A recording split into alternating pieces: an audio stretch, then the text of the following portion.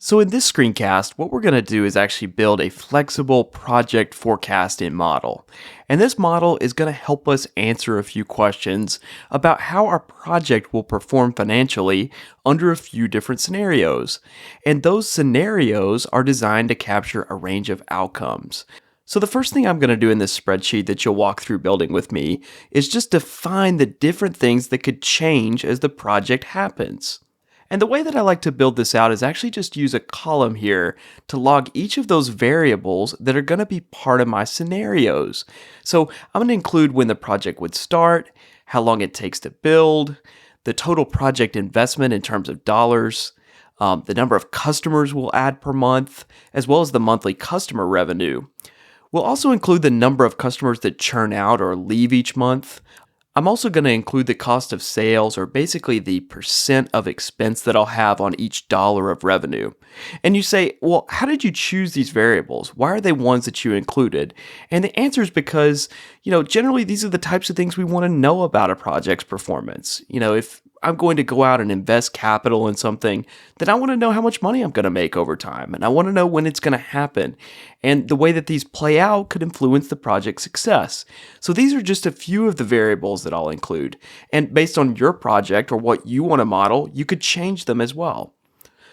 So now, as you can see in column C here, I'm making myself a few notes. And this is really just a modeling best practice where we include basically the unit or the type of data that we included in column B. So for example, I'm including that the project starts as a date, the build times in number of months, the total project investments in thousands, and so on and so forth. Now, I mentioned that we're building a forecast and we're putting in a few different scenarios. And what we'll actually do is use a function in Excel, or basically a formula, to help us switch between those so that we don't just have one answer about what's going to happen with our project financials, but rather a range of outcomes based on what happens. And we call those scenarios, as I already mentioned. So what I'm going to do is I'm going to have a scenario number, and those are the numbers that correspond to a different set of variables. I'm just going to number them off here left to right, 1 through 5. Now the next thing I'm going to do is actually go ahead and just put a column header up here over the top of my scenarios.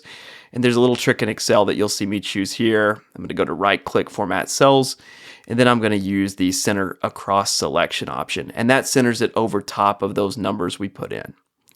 So maybe the next thing that I'll do here is actually give my scenarios names. Now these names, they can be whatever you want, but just make them short and sweet, but let them remind you what you're including in that. So I always start with a base case, which is basically my most likely range of outcomes that I would have for the project. Then I'll include some others, like if the project starts late or if it builds a little slower than expected, and then maybe a high growth and high churn case for how my customers develop. So now we've got those columns built out for our scenarios, and let's populate the data below with what we want to include, for example.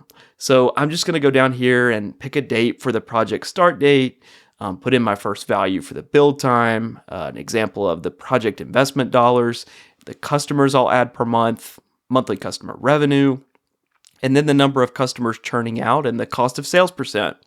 So that's one scenario, but remember, we're going to do this for a few different ones. So now I'll go down my other columns and fill in some additional values as well for a different range of outcomes. Because remember, the whole idea here is that we want to test the project success in a variety of outcomes. Just going to do a little bit of formatting cleanup here to make things a little bit easier to read. All of these types of things, they're just matters of personal preference, right? You can define what you want to do with them. And basically, I just like to do this so my spreadsheet's a little easier to navigate and a little bit easier for when I share it with a viewer, for example. So now I think I've got that looking pretty good, and we're ready to move on to the next step. I'm going to create a new sheet here, and we're going to call this sheet projection. So far what we've done is we've captured the different range of scenarios to test, but now we actually need to make those mathematic calculations that help us actually see the outcomes as we try the scenarios. So first thing I always do, I leave the first column as kind of a working column. And then what we're going to do is give ourselves a little bit of a control panel up here. So remember, the idea here is that we want to see the calculations about the project success for these different scenarios I've modeled out. So what I'll do actually up here is create, again, what I call a control panel. And it's where I'm able to change the scenario number to see those different scenarios. So I've got it filled in, and I just highlighted it here to call a bit of attention to it. And then I'm going to write one of my first formulas for this project model, and that's an HLOOKUP. Now, remember that we gave our scenarios not just a number, but a name as well. I'm going to change the number in this spreadsheet at times to see different outcomes, but I need to pull through that scenario name based on the number I choose. So I'm writing an HLOOKUP formula, and what that HLOOKUP or horizontal lookup does is it kind of looks at where the number I've selected is from a range of cells, and then it just moves it down the number of rows that I need. So let me give you an example. So I'm writing equals HLOOKUP here, and I'm pointing it to B2, the scenario number that I've selected. Now after that, I'm going to add a comma and switch back to this inputs tab, right? So now watch, I'm highlighting the rows that include the scenario number and also the scenario name. And what I'm actually going to do is go ahead and make this an absolute reference. I do that by hitting F4 on my keyboard. And as you can see here, those little dollar signs appear in the formula range up there. And really what that does is if I drag around and move my formula, it still stays tied to exactly this range of cells. So basically, I've now highlighted the scenario number area, but also where the scenario names are just below it. I'm going to go ahead and add another column, type in 2 to say move to the second row of the range I've selected, and then include false. You should just always include that for reasons that really aren't worth getting into here. And look, now it pulls through base, but watch what happens. I'm going to actually change that scenario number, and based on the scenario number that I'm changing it to, you can actually see that it's pulling through the scenario name that corresponds to the number I selected. So you say all of this is fine and good, right? And this is interesting, but the next thing we need to do, I think the dots will really start to connect. So the next thing we're going to do is actually pull through those scenario details from the first tab as well. And we're going to do that because eventually somewhere in this spreadsheet, we're going to use those scenario details to make a calculation. So down here, I'm going to build out my scenario details section, and I'm going to do equals and point it back to the project starts here on the first tab. As I pull that down, basically what we're doing is we're linking it to each of those cells that we want to pull over from the first spreadsheet. And we're pulling them over so that we can remember which scenario we're working with and bring the details to this tab. So the next thing that we're going to do here is we're actually going to start to make use of this offset function. And really what we're going to do is we're going to use that offset to move between the different scenarios that we logged on our first tab. So just bear with me as I write my first offset function here. So we're going to use equals offset and then open the parentheses. And what I'm going to do is I'm going to make a reference to where I input that scenario number. So what I'm going to do is I'm going to point the offset function to just to the left of where my scenarios start, where we made the note with the date, for example. And then I'm going to jump back and I'm going to set it to rows 0. That's the second input in our function. And then for the third input, I'm actually going to point it to the scenario number that I have in cell B2. And the reason that I'm doing that is because we're going to use that to move our reference over by the number of columns that I have in cell B2. So basically what we're doing is we're using this to slide it to the number of columns to the right of where we set that reference. So basically what I'm going to do after I point it to that B2 is hit the F4 key again, and that adds those dollar signs to cell B2, making it an absolute reference. And then the last two inputs that my formula needs, I'm just going to go ahead and close that parentheses and ignore them. And you'll see I get back this number here. Now that number is actually a date. We just don't have it formatted as a date. And actually what I'll do is I'll come over to the first tab here and grab those cells and use the format painter. And what that really does is it copies the formats that we already spent the time building on the first tab. It's always better to reuse something we've done to save time like that. Now notice, for example, if I change the scenario number, what it actually does is it changes to a different project start date. And that's because now we've actually told Excel to move over by 5 columns. That moves it to the 5th column from our scenarios, which happens to start on October 1st. Now what you'll see me do is actually copy and paste. I'm right click and choosing that paste formula option so that we pull the formula into all of the other cells there. And so the reason I'm doing it like this is because I don't want to wipe out that formatting I brought over from the first tab.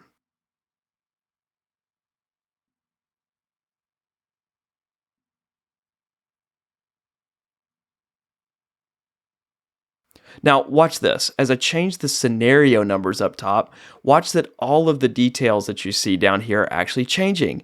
And that's because that offset formula is really doing the magic for us. It's moving over by a number of columns from the Inputs tab. And this is how we can look at our financial results across a broad range of scenarios. We don't have to go back and reprogram our entire spreadsheet to do so. So now we've got the scenario details pulled over, and you might be wondering, what in the heck are we going to do with them? Let's go ahead and build out actually a financial model that uses these details. And the way that I often build these out is I'm going to build out a range of columns with my dates across the top here. So we're going to project this between 2023 and eventually 2025. And I'm going to go ahead and type a couple columns and then pull them all the way out to the end so that it auto-fills all the months out through 2024. And basically, this is just because we want to see how the project performs month by month.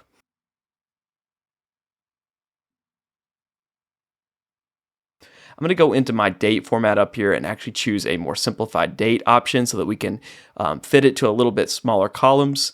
And I'm just going to do a bit of cleanup here to get as many columns on as I can. And at this point, I'm actually going to go ahead and tidy it up a little bit and pull this all the way down to 2025. And again, a little Excel trick here. If you've already filled in a number of the columns, you can simply drag it out and it'll fill in more columns here as you're seeing me do. So now we've got those different months laid out, and it's time to start writing some formulas that make the calculations for us. I'm going to go ahead and slide those input variables that we pulled over from the first tab over to the right. And now let's start working through the calculations that we need to make in our spreadsheet.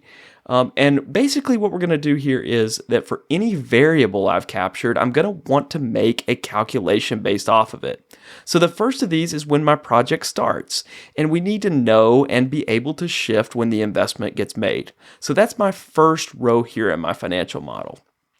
Now I'm also going to include the number of customers I add each month, the number of customers that churn out each month. We'll do that as a subtotal here with the net number of customers, which is added minus churned.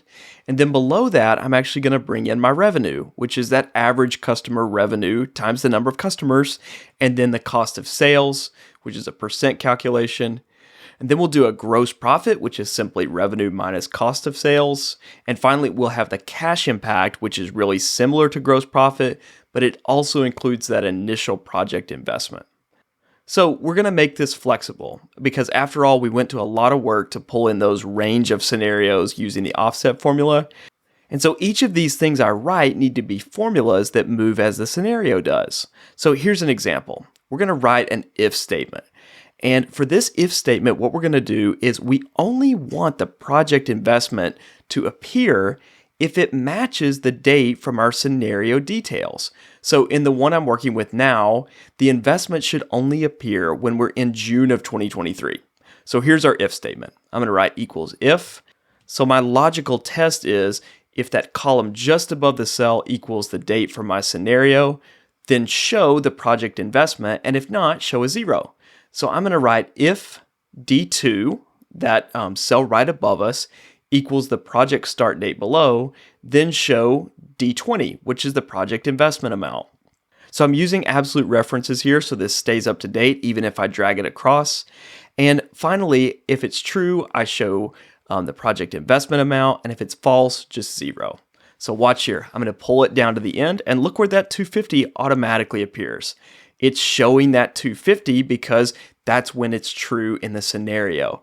Now, watch what happens if I change the scenario number. If I change it to scenario 4, you can see the number's 400, and it appears in October 2023 because those are the details from my scenarios. So this is really how we keep it flexible, right? As I change my different scenario, it automatically updates. Let's go ahead and write one helper scenario that I need, and that is when my customers start. So we can't have customers until we have the project complete, and we know the project takes some number of months to complete. So we can't have customers if the project isn't complete, and we know it's going to take a few months for it to complete. So what I'm going to do here is have a customer start date that helps me with this formula. And I'm going to use an Excel function called eDate here. So my start date is on July 1st, when I'm going to use that reference from my scenario.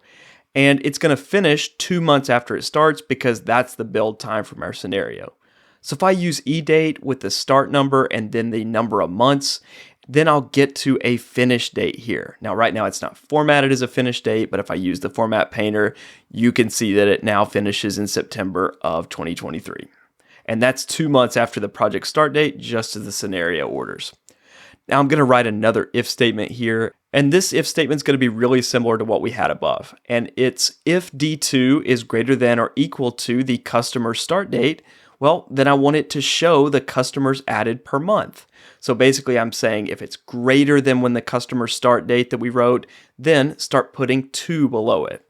And again, absolute references are your best friend here so that as we drag it across, it won't break. So it's 0 at first, right? Well, that's right because our project hasn't completed. But notice that that 2 starts appearing at September of 2023, just as we would expect. And this is really important so that all of our calculations feed. Now, next up, I'm going to write the customers churned out. And remember that this is basically the same thing, but we expect to lose some number of customers each month. And again, same idea. If statement, if the cell above is going to be greater than or equal to the customer start date, then put in that number of customers churning out each month. Absolute references to make sure it fills in as we drag across. And once I do that, you can see here that we have 1 customer churning out per month beginning at September of 2023. And just a bit of stylistic preference here, since customers churning out is really a net loss to my number of customers, I'm going to put a negative sign at the beginning of this formula.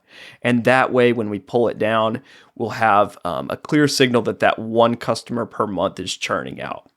Now, this next formula, it's an easy one. It's an easy subtotal that we'll write here. It's just a sum of what we have above.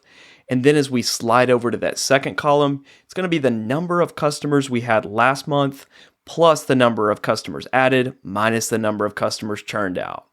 As we pull it down, that's kind of your running total of customers in the customer base there. So it worked great. I'll go ahead and pretty this up just quickly with a top and bottom border so that it's a little easier to follow in my model. And again, you always want to check these things as you're going, play with your scenario numbers, make sure everything's feeding through and everything stays dynamic in the model. All right, next up, let's get down and write our revenue number. Now remember, we have the number of customers above and we have an average revenue per customer. So all I've got to do is take that net number of customers and multiply it times my monthly customer revenue. Again, absolute references here. And we've got our revenue calculated. Again, it's just taking that net number of customers and applying the revenue per customer there. Now, next up, we're going to do cost of sales. Remember, we've already got cost of sales coming over from our scenario. That cost of sales percent, it is our cost of sales as a percent of revenue. So we'll do the revenue times that cost of sales percent. Now, cost of sales percent, it's a negative number because it's an expense. So I do always throw that negative symbol on in front of the formula there. Paint that down, and now we've got our cost of sales. That was really easy.